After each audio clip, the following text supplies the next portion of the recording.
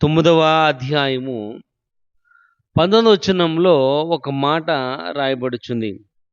విశ్వాసము లేని తరము వారులారా, నేనెంతకాలము మీతో ఉందును, ఎంతవరకు నేను మిమ్మలను సహిస్తును. చాలు. ఇక్కడ ఈ మాటను మనం ఒకసారి ఆలోచన చేసినట్లయితే ఇది మంచి మాట అయితే కాదు. ఈ మాట గురించి మనం ఆలోచన చేసినట్లయితే ఏదో వాళ్ళు పొగుడుతున్న మాట అయితే కాదు.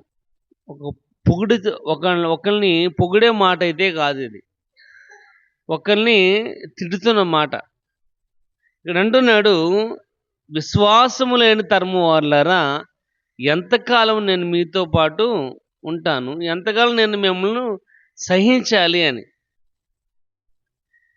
కాబట్టి వారితో, శిష్యులతో చాలా ఇబ్బంది పడిన తర్వాత, అంటే చూడండి, మనం కూడా మన పిల్లల్ని ఎప్పుడైతే 1-4 సార్లు మన మాట వినటం మానేశారో మనం అంటూ ఉంటాం, ఎలాగ సహించాలి అసలు నిన్ను, అసలు నువ్వు నా మాట వినట్లేదు అని. కానీ ఇక్కడ కూడా ఆయన అంటున్నాడు, విశ్వాసం లేని వాళ్ళరా, అసలు ఎంతకాలం ఏంటి ఈ పరిస్థితి. ఎందుకంటే విశ్వాసం అంత ప్రాముఖ్యతగా ఉందని యేసుప్రభు యొక్క ఉద్దేశం. విశ్వాసం లేకుండా దేవునికి ఇష్టలై ఉండుట అసాధ్యం. కాబట్టి క్రైస్తవుని యొక్క జీవితంలో విశ్వాసమునకు చాలా పెద్ద పీట, అంటే అతి ప్రాముఖ్యమైన స్థానం అనేది ఉంది.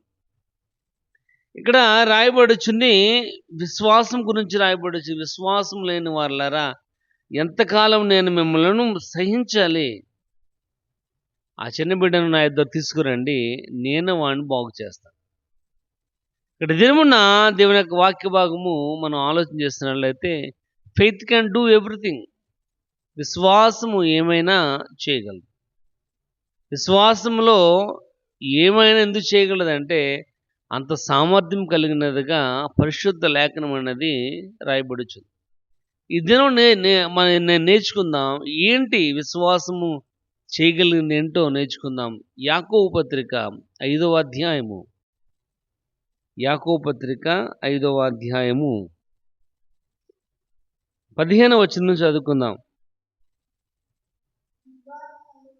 విశ్వాస సహితమైన ప్రార్థన ఆ రోగిని స్వస్థపరచును, ప్రభువు అతన్ని లేపును, అతడు పాపములు చేసిన వాడైతే పాప క్షమాపణ. ఇక్కడ రాయబడుచుంది, ఫెయిత్ హీల్స్ యూ. విశ్వాసం నిన్ను స్వస్థపరుస్తుంది. ఇక్కడ అంటున్నాడు, విశ్వాస సహితమైన ప్రార్థన ఆ రోగిని స్వస్థపరచును అని. అంటే విశ్వాసం ద్వారానే ఆరోగ్యము అన్నది అభివృద్ధి పరచబడుతుంది. విశ్వాసం ద్వారానే ఆరోగ్యము మంచిగా ఉంటుంది. కాబట్టి విశ్వాసం లేకపోతే ఆరోగ్యం అన్నది మంచిగా ఉండదు, అది ఉపయోగకరంగా ఉండదు. ఇంకో విషయం ఏంటంటే, తన సేవకుడు జబ్బు పడితే ఆయన తప్పకుండా నయం చేస్తాడు. దేవుని మీద ఆధారపడిన వారు ఎప్పుడైనా బలహీనంగా ఉన్నట్టయితే ఆయన వారిని బాగు చేస్తాడు. ఇక్కడ అందుకే రాయబడుచుంది, విశ్వాస సహితమైన ప్రార్థన రోగిని స్వస్థ. నీ యొక్క జీవితంలో ఆరోగ్యము ఉండాలి అంటే ఒకే ఒకటి, అదేంటంటే విశ్వాసం. నువ్వు దేవుని యందు విశ్వాసాన్ని ఉంచాలి. కాబట్టి faith can do anything, faith can do everything. ఏమైనా చేయగలదు, ఏదైనా చేయగలదు విశ్వాసం. ఆ విశ్వాసం ఎప్పుడైతే నీలో ఉందో తప్పకుండా నీకు దేవుడు ఆరోగ్యాన్ని ఇచ్చేవాడుగా కనబడుతున్నాడు. చూడండి, ఇంకో మాట చూద్దాం. ఫిలిప్పీయులకు రాసిన పత్రిక 2వ అధ్యాయము 27వ వచనం చూద్దాం. అపోస్తలుడైన పౌలు ఫిలిప్పీయులకు రాసిన పత్రిక 2వ అధ్యాయము 27వ వచనం. నిజము అతడు రోగి అయి చావునకు సిద్ధమై ఉండెను గాని దేవుడు అతనిని కనికరించెను. అతని మాత్రమే కాక నాకు దుఃఖము మీద దుఃఖము కలుగుకుండుటకై నన్నును కనికరించును అంటున్నాడు. ఇక్కడ రాయబడుచుంది, నిజముగా అతడు రోగి అయి చావునకు సిద్ధమై ఉండెను అని రాయబడుచుంది. గాని దేవుడు అతనిని కనికరించెను. కాబట్టి ఇక్కడ వాక్య భాగము రాయబడుచున్నట్లుగా ఇది ఎవరి గురించి అంటే ఆ పై వచనము చదివినట్లయితే అర్థమవుతుంది. అతని పేరు 25వ వచనంలో రాయబడుచుంది. ఎపఫ్రోదితును అని రాయబడుచుంది. కాబట్టి అతను రోగి అయి ఉన్నప్పటికీ, చావునకు సిద్ధమైన వాడిగా ఉన్నప్పటికీ వాడు చనిపోడు. ఎందుకంటే వాడి ఆరోగ్యము దేవుని యొక్క చేతిలో ఉంది. వాడి ఆరోగ్యము విశ్వాసం మీద ఆధారపడి ఉంది. కాబట్టి ప్రియమైన వాళ్ళరా, ఇక్కడ రాయబడుచు విశ్వాసం ద్వారానే ఆరోగ్యం అన్నది అదేంటి డెవలప్మెంట్ అనేది కనబడుతుంది.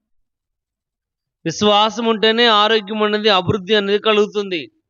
కాబట్టి నీ యొక్క జీవితంలో నువ్వు అనారోగ్యంగా ఉన్నావంటే నీలో విశ్వాసం అన్నది కొరతగా ఉన్నట్లే అని నువ్వు గ్రహించాలి. ఇక్కడ వాక్య భాగము రాయబడుచున్నదే విశ్వాస సహితమైన ప్రార్థన రోగిని స్వస్థపరచు. కాబట్టి ఫెయిత్ హీల్స్ యూ.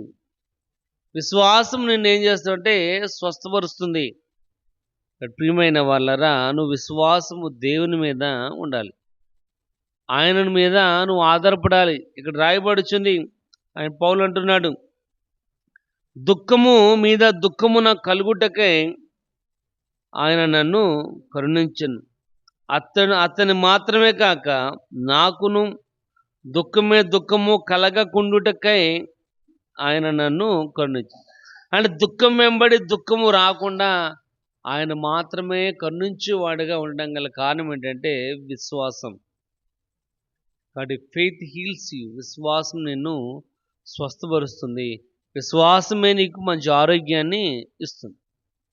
ఇక్కడ ఎప్పుడైతే మన విశ్వాసంతో ఆ యొక్క ట్రీట్మెంట్ కానీ బిళ్ళలు కానీ విశ్వాసంతో ఏమైనా చేస్తామో దేవుడు తప్పకుండా దాన్ని స్వస్థపరుస్తాడు.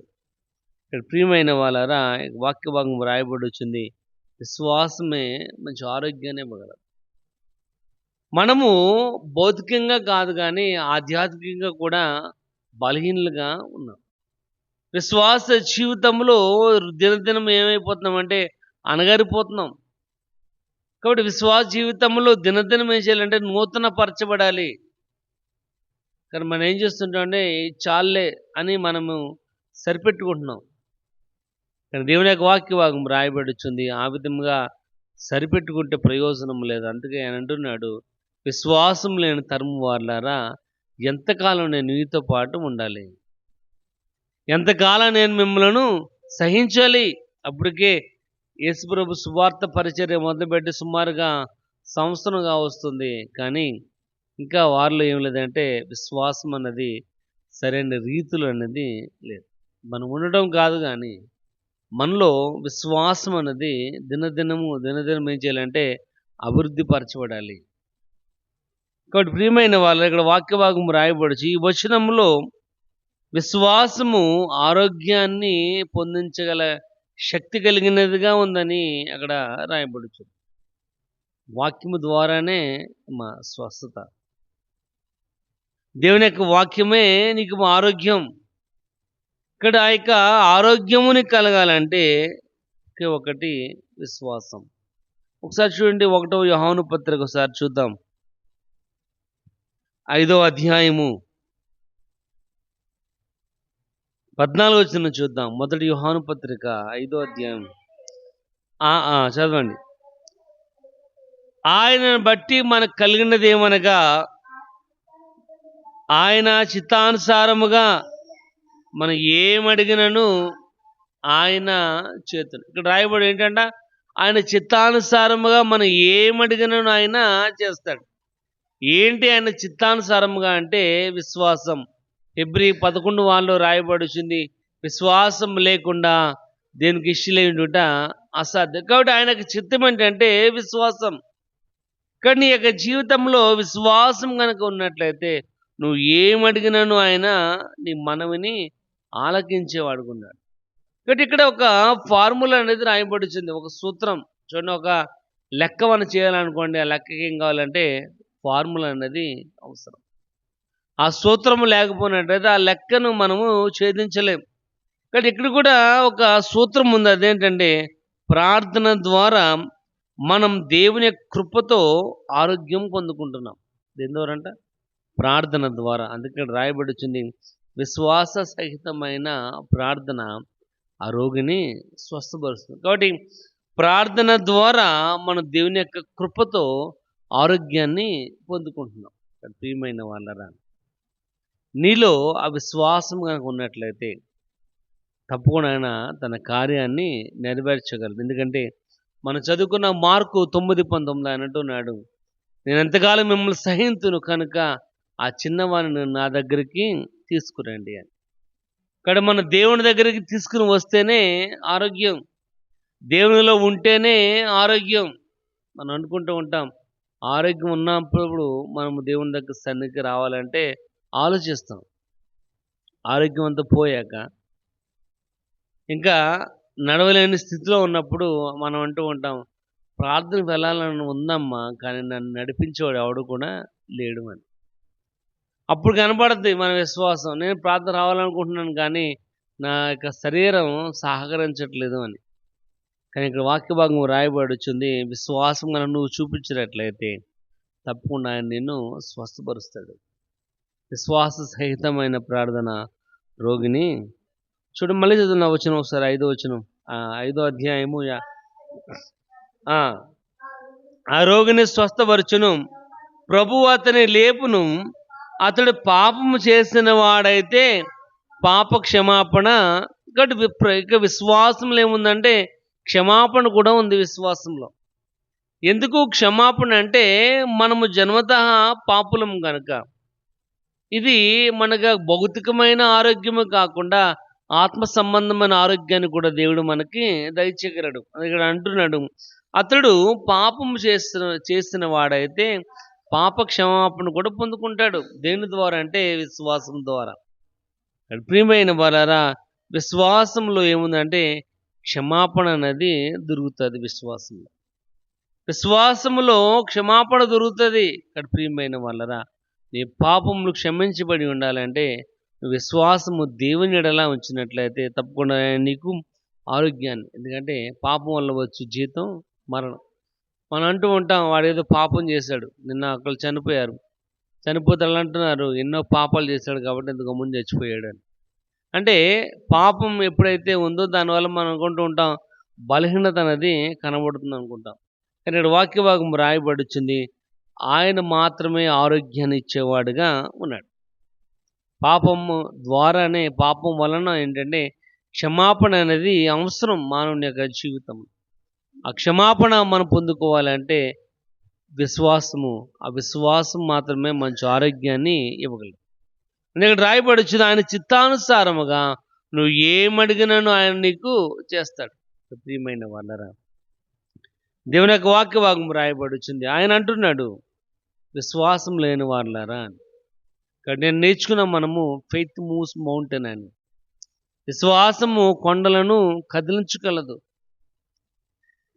ఇక్కడ ఇంకో మాట రాయబడుచుంది, అదే విశ్వాసం ఏం చేస్తుందంటే నిన్ను స్వస్థపరుస్తుంది, నీకు ఆరోగ్యాన్ని కూడా ఇవ్వగలదు.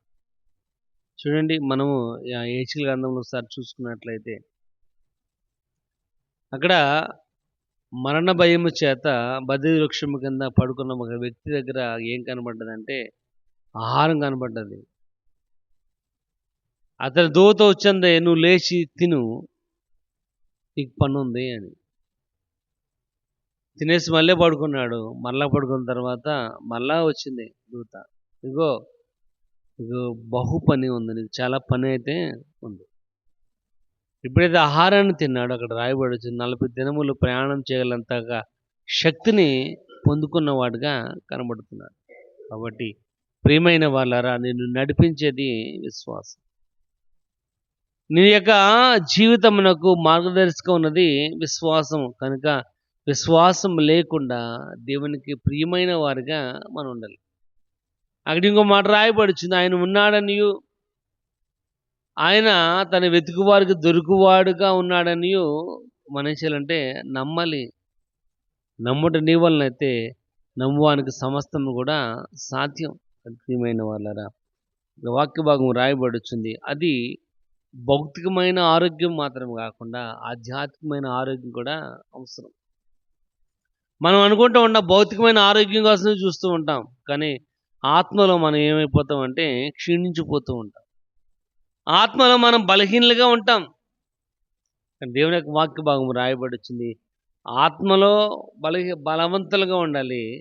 శరీరంలో కూడా బలవంతులుగా ఉండాలి అంటే విశ్వాసం.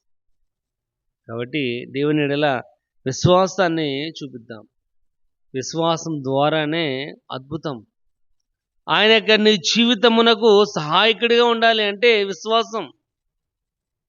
ఎందుకంటే ప్రభువు నమ్మదగినవాడు. ఆయనలో ఏ లోపం అనేది లేదు. ఆయనలో ఏ యొక్క అపనమ్మకం అనేది లేదు. కొంతకాలము ఆలస్యం అవుతుంది తప్ప దేవుని మీద ఎప్పుడైతే పరిపూర్ణంగా ఆధారపడ్డావో ఆయన మానక నీకు సపోర్ట్ చేసేవాడుగా, మానక నీకు మద్దతునిచ్చేవాడుగా ఉన్నాడు. ఇక్కడ ఎంతగా నువ్వు సపోర్ట్ చేస్తాడో అంతగా నువ్వు ప్రభులో బలంగా కొనసాగాలి. అంతే తప్ప ఆయన ఏదో ఆరోగ్యం ఇచ్చాడని మరలా మన పని మనం చేసుకోవడం కాదు. ఆయన ఏదో ఆరోగ్యం ఇచ్చాడని మరలా నీ యొక్క జీవితాన్ని మరలా అదే విధంగా గడపడం కాదు. ఆయన ఎంతగా నిన్ను సపోర్ట్ చేస్తున్నాడో అంతగా నువ్వు దేవుని యొక్క పనిలో దేవుని మీద నువ్వేం చేయాలంటే విశ్వాసాన్ని కనపరచాలి. అందుకే విశ్వాస సహితమైన ప్రార్థన రోగిని స్వస్థపరుస్తుంది. ఇక్కడ దేవుని మీద విశ్వాసాన్ని ఉంచుతాం. ఎందుకంటే ఆయనే మనల్ని నడిపించేవాడుగా, ఆయనే మన యొక్క జీవితమునకు ఒక ప్రాముఖ్యత కలిగిన వాడిగా కనబడుతున్నాడు. ఎప్పుడైతే ప్రార్థన ద్వారా మన దేవుని యందు విశ్వాసాన్ని ఉంచామో ఆయన తప్పకుండా తన కృప ద్వారా నీకు ఆరోగ్యాన్ని ఇవ్వాలి. ఎందుకంటే దేవుడిచ్చిన ఆరోగ్యం కాకుండా ఏ రకమైన ఆరోగ్యం వచ్చినా కానీ అది మనకి పనిచేయదు. దేవుడు మనల్ని స్వస్థపరుస్తుంది తప్ప మన డబ్బున్నా కానీ, ధనమున్నా కానీ, ఆస్తున్నా, అంతస్తున్నా ఏది కూడా నీకు ఆరోగ్యాన్ని తీసుకురాదు.